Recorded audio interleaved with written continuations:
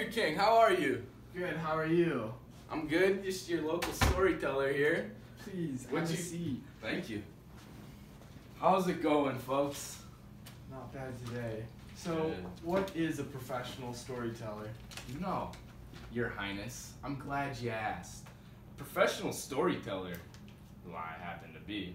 In the Middle Ages, I'm traveling, right? I did a lot of traveling in my time in the Middle Ages. From castle to castle, usually noble families, wealthy folk like yourself in this lovely castle. Cozy fire. Also, I'm not actually called a storyteller, I'm called a troubadour. Fun fact, that happens to be my slang name. It's a word on the street, apparently these days. So usually when I come into castles like this, I always have a prime place either near the fire or head of the table. Oh, how did you become a professional storyteller? Thank you, your queen. I'm glad you asked. Everyone has grown up listening to stories. We all love a good story, a good folk tale. It's how our traditions are passed, since we don't really write stuff down. I personally became a storyteller. I was an apprentice to a master storyteller. And that is how I learned the tricks of the trade. Instead of a blacksmith or a baker. But since I became a storyteller, I have to travel for my reward, not stay put like a baker or a blacksmith. I see. Yeah, you know, that's you gotta do it nowadays, you know. People that have money stay where they're at. People that don't have any money have to hustle. I'm out here hustling. Appreciate the grind.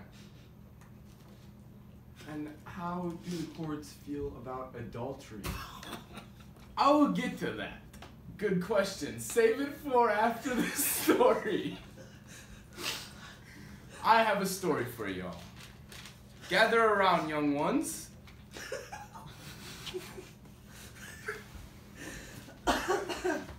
Oh, good boy. Alright, so the story. There once lived a friar in a town who had a crush on this beautiful woman, Agnesia. And this friar, despite all his love, she got married to some other guy.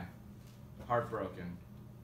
But one day he became good friends with this Agnesia's husband, right? Ended up becoming the godson or godfather to their boy, which now became his godson, right? So this gave him an excuse to spend more time at Agnesia's house.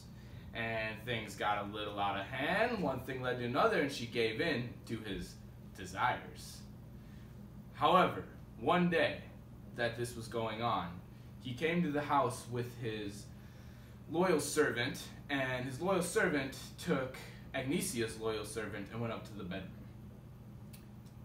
Agnesia and Friar Ronaldo went up to their bedroom with their little boy, godson. They were getting busy in front of their godson when they did not hear Agnesia's husband come home. He comes up the stairs and hears what's going on in the bedroom and knocks and says, "Agnesia, are you in there?" Agnesia freaks out and says, "Oh no, he's caught me. I'm surely dead." So she says, "Follow my plan." She had some good wit to her. She's a clever girl, right? She goes out, gets all dressed, says, "Put on your clothes and listen to what I say and follow me exactly, right? Follow what I'm saying." Goes out, talks to her husband. Friar's inside, he's putting on his clothes. Talks to her husband. "Husband, thank goodness you came home. Our son is super sick. And if it wasn't for Friar Ronaldo, his godfather, coming here to save him, he surely would have died. He is in there right now saying prayers to the godson." And at that moment, the Friar Ronaldo, who's got all his clothes on by this point, right, walks out and is like, "Oh, is that the husband or the father I hear?" He said, "Surely it is. Can I see my boy?" "Yes, come back." He sees his boy. It's all good. All works out. He had worms, apparently, is what Friar Ronaldo told him. Worms, right? And they all live happily ever after. They said their prayers and deceived the husband. So, your question about adultery, King. Adultery in the Middle Ages was kind of a two-way street, or not a two-way street, a double standard, right? If you were a man, didn't matter. Men often had many affairs, many mistresses. Oh, your queen, what is that you have there? Is this some new innovation? Adultery. Back to adultery. Courts, however, mainly sided with men. Men never got in trouble. Like I was saying, there's a double standard. Since they had many affairs with many different women, it was a common thing. But if women were caught in the process of adultery, they were often burned, or their noses or ears were chopped off. Sad ending for them. The religious element to adultery originally didn't matter to them. But then as it went on, it was the Christian thing to not have premarital sex, and sex was only for procreation.